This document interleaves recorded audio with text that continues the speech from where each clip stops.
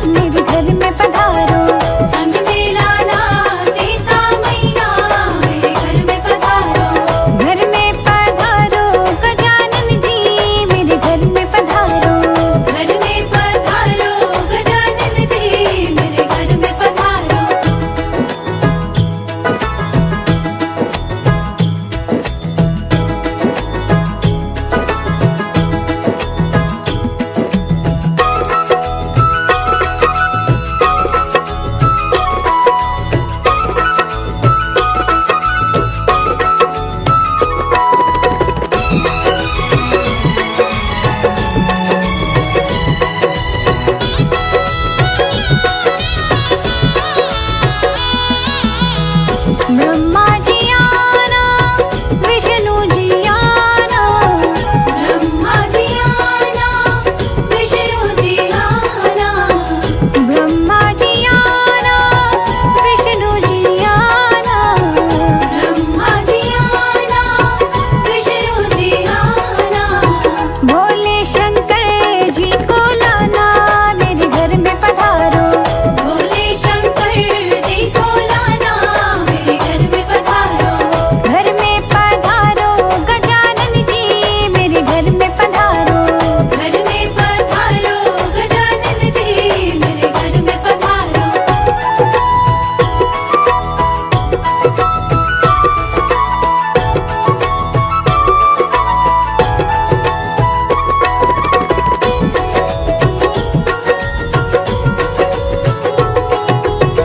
लक्ष्मी जी आना, गौरा जी आना, लक्ष्मी जी आना, गौरा जी आना, लक्ष्मी जी आना, गौरा जी आना,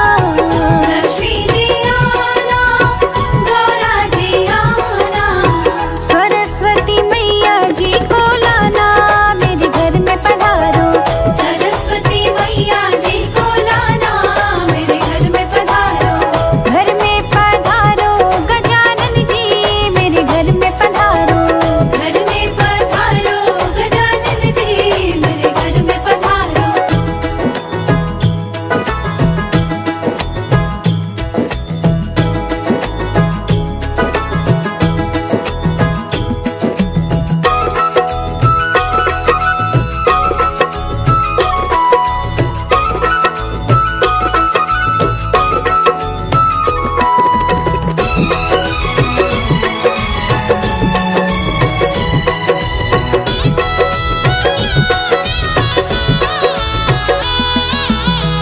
विघ्न को हरना,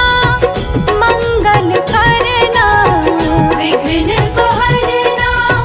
मंगल करना, विघ्न को हरना, मंगल करना, विघ्न को हरना, मंगल करना, कारज शुभ कर जाना, मेरे घर में पधारो, कारज शुभ कर जाना, मेरे घर में पधारो, घर में पधारो, गजानन जी मेरे घर में पधारो, घर में पधारो, गजानन जी मेरे घर में पधारो। हाँ, गणपति की दो दो नार उलझ गए झगड़े में, गणपति की दो दो नार उलझ गई झगड़े में, हाँ, गणपति की दो दो नार उलझ गए झगड़े में, गणपति की दो दो नार उलझ गई झगड़े में,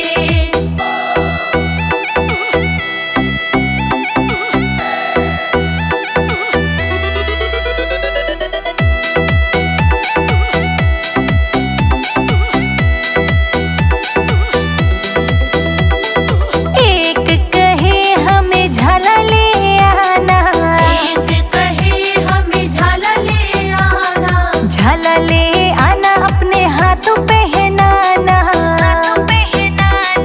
तुझी कहे ठीका चाल उलझ गए झगड़े में, तुझी कहे टीका चाल उलझ गए झगड़े में, हाँ, गणपति की दो दो नार उलझ गए झगड़े में,